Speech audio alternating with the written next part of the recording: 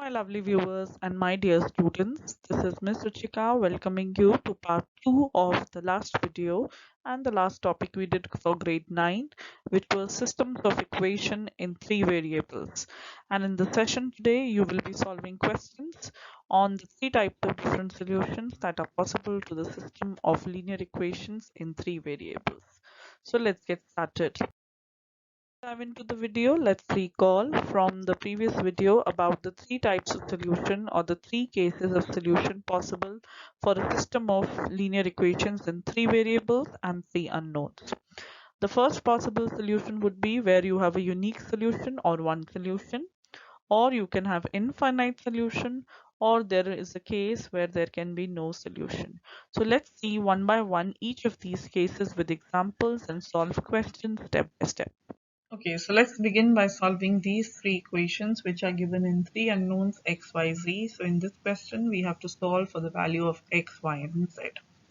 So let's look at the equations carefully and decide which variable can we eliminate. So out of x, y, and z, the variable with the least coefficient is y. So we are going to eliminate y. So as a part of step 1, we are going to be using elimination, means we are going to remove.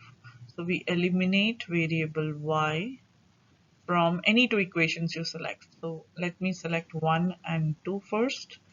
That means here the coefficient is negative 10. In order to eliminate, I have to multiply equation 1 with 10 throughout. So it becomes 40x plus 10y plus 60z is equal to 120. And I'll write the same equation as it is, equation 2, just below that. Okay, I have to make this sign as negative. So just make sure you are not doing any sort of sign mistake. Otherwise, your question will give you wrong answer. Now, in order to remove y, both are of opposite sign. So we can just simply add and cancel 10y with negative 10y. And we are left with 42x plus 58z is equal to 132. This is one equation that we have got in x and z. We can also simplify this furthermore. Let's divide this with 4. So when we do that, the coefficients come as, so maybe let's divide with 2 first. So it becomes 21x plus 29y is equal to 66. So that's equation say number 4. And this now I want you to observe is in only 2 variables x and y. Let's come back to the equations, and again we are now going to eliminate using equation 1 and 3. So eliminating the same variable we are going to eliminate. So eliminating y, now we choose equation 1 and 3. So here the coefficient is 8. That means equation 1 has to be multiplied with 8 throughout. So let's multiply and write what we get. So 8 4s are 32x plus 8y, and then you multiply again by 8 6, so that is 48z, and you multiply with 8 12, so that's 96. This is the equation you get. Now same equation, equation 3, I'm writing as it is just below so that we can cancel what is common term, but this time they are of same sign. That means we need to subtract. So when we subtract, 8y cancels and all other terms are going to change the sign. So now what we get, let's see. So 32 minus 3, that is going to give you 29x, and then you have 48 minus 19, so that is going to give you again 29z, which is equal to, finally last term, 96 minus 38, so that gives you 8. Okay, now we can simplify this equation further, but if you see, We are not going to divide it by 29 throughout.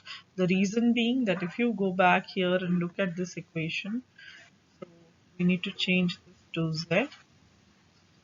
29z is already there in equation 4. So if we retain this 29z in equation 5, that is going to be useful for us. So now we have got two equations, equation number 4 and 5 in two unknowns x and y. So let me place it just below so that we can cancel them nicely. So now we are going to eliminate another variable. So I'm eliminating z here. It's easy to eliminate and we do subtraction for that.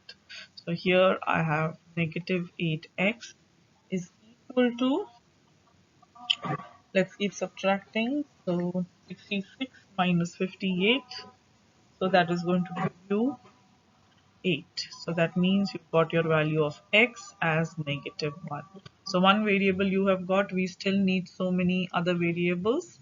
So let's substitute in fact this x value back to equation 5. So now let's reduce x plus z is equal to 2. So if x is negative 1, let's see how much our z comes out to. Z is going to be 2 plus 1, which is 3. So now we've got variable Z also. So the last variable which is left is now y, which we are going to get from equation 1. So let's substitute 4 times negative 1 plus y plus 6 times z is 12. So I want you to simplify this and give me the value of y. So if you take 12 plus 4, that gives you 16, and you subtract from there 18. So your y comes out to be, if you simplify this expression, as negative 2. So as you can see, now I'm going to use my highlighter here. We've got all three variables. We have got our, we've got our x as negative 1. I'm going to highlight now with yellow, yes. So x is negative 1, y is negative 2, and z is 3. So now because the question was asking you for all the three variables, your final answer can be in this form. You can write x, y, z as an ordered triple with the values negative 1, negative 2, and 3. That completes your solution, and definitely this system has a unique one solution.